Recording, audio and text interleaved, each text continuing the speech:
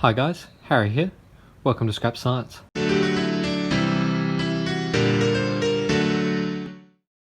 Over the past few weeks I've tried to make a few chemistry videos, but absolutely none of them have worked thus far. And I'm a little bit sick of doing chemistry projects which I don't know whether or not they're going to work. So today we're going to move away from a chemistry project and just build something. So I don't really see how anything could go wrong here. We're not moving away from chemistry entirely though. This video is also going to act like a project introduction of sorts for a future series that I'm planning on. So we'll get into that. So what are we going to build? To explain that, if you've watched any of my other videos, you'll know that I've done quite a few reactions based on a process known as electrodialysis, which involves forcing ions within solution to move and form compounds that you might not otherwise be able to make. I'm a really big fan of this process simply because it's so useful. I mean, I've used it to generate relatively high concentrations of sulfuric acid, sodium hydroxide, nitric acid, potassium hydroxide, and even manganese metal at one stage. And there are many other reactions that I'm planning on doing. Anyway, looking back on these videos that I made previously, I've been a little bit disappointed with just how I've done them. I think I've performed the process relatively alright. We make sulfuric acid, nitric acid, sodium hydroxide, etc. Perfectly fine, but what we haven't done is made anything look professional, or we haven't really done any actual science. Like, we haven't measured the concentration accurately, we haven't measured the rate of generation of these chemicals over time, and we haven't measured efficiency properly. All of those kind of things which really I feel like we should be doing. Honestly, all the videos just involve whacking a clay pot inside a container and then hooking up power through some graphite rods, which works, but really I think we can do much better if we build a proper cell and use a good power supply. So what we're going to build today out of all these PVC fittings and PVC pipe is a good cell that we can use for all of these processes universally, and then we can compare between different reactions. We can compare yields, efficiencies, all that kind of thing. We can do some real science. To show you what we're going to be doing, this is the basic plan of the cell that we're going to build.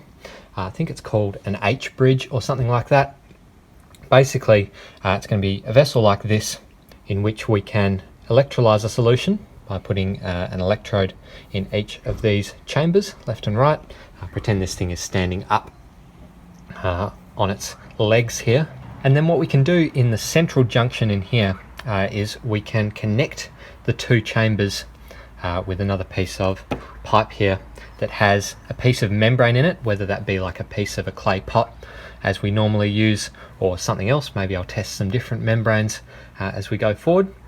So this is pretty much exactly the same as the setup we have in all of my other videos based on electrodialysis, in which we just had something like a container with a clay pot in the middle, except in this case the cathode and anode chambers will not be just the inside and outside of a clay pot. They will be distinct actual chambers of our cell with a little membrane separating them there. Now, this basic cell will encompass most of the electrodialysis projects that I'll be doing and comparing, but what I'm hoping is we'll also be able to make the cell modular in a sense. So maybe for some reactions we might want a larger volume in one of these compartments, and for that what I want to be able to do is kind of like unscrew these bottom pieces, put an extra piece of pipe in here to increase the volume in there.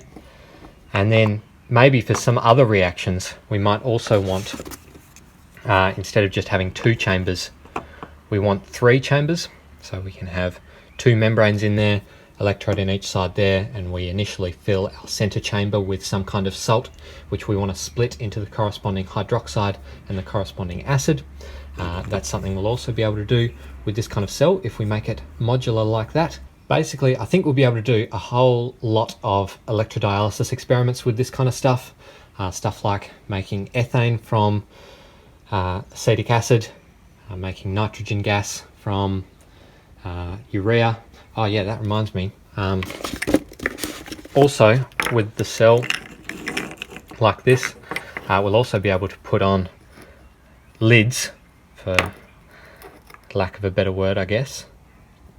And any gases that come off the electrodes that we're using, we'll be able to collect and store and use for whatever we want. It should be very easy to do that with this kind of cell, so hopefully it works out. Anyway, yes, as I was saying, stuff like ethane from acetic acid, nitrogen from urea, maybe even nitrates from ammonia is an option with this kind of cell. Making permanganates, dichromates, all of that cool stuff that we might actually be able to do using just electricity and some simple reagents should be able to be done with this standardized kind of cell. So let's get to building and then testing. There shouldn't be much to it in terms of building the thing, because all of these connecting joints are already the right shape for us. We just need to cut little sections of our PVC pipe to connect it all up with. And there we have it. That's done. Very easy. That's the cell. You can see we've got our holes for our electrodes and then our center chamber if we're going to need it. The only question now is, will this hold water without leaking? And I doubt it will. I reckon we'll need some Teflon tape, but that's the first thing we should test. So I'll go and fill it up with water and we'll see whether or not there are leaks. Now, it's been a couple days. I've done some leak testing. That all turned out actually much better than I expected.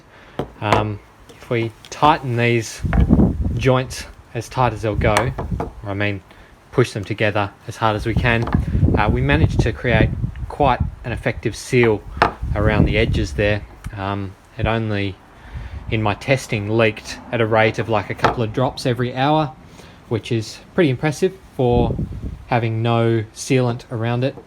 Obviously, when we actually do experiments with this, we'll need to use some Teflon tape or whatever to properly seal it, but that's very good for just short little tests. A couple of other things I wanted to mention. I've also put together, just as a little test, I got a piece of this plate, which is made out of the same stuff as our clay pot diaphragms, and cut a little hole out of it, stuck that in a piece of PVC so that if we want to test our clay pot membrane, that'll act as our diaphragm there if we have our cell set up like this. And then the last thing I wanted to mention is that there's one thing I forgot in this design. What I did was I designed it for like graphite electrodes. So the graphite electrodes will go in each of the half cells there, and it'll work very well for these kinds of electrodes. But what I didn't think of was that I'd probably quite often be using like these fancy, I think this one's the platinum electrode for electrolysis, and of course these are far too big to actually fit in these half cells, so I'll have to go back to Bunnings and get myself a bigger T-junction thing in order to fit those electrodes, but I'll do that eventually. And anyway, the last thing I want to do in this video is do some actual testing with it. Just do some simple electrolysis without the center chamber in there, just with some sodium hydroxide electrolyte, so that we can check how well it actually works and not make this video completely boring. And basically there we are. I have the primitive cell basic setup without a center chamber. We've just got the chamber on the right and the chamber on the left connected without even a membrane in between them. They're just directly connected through that PVC bit there.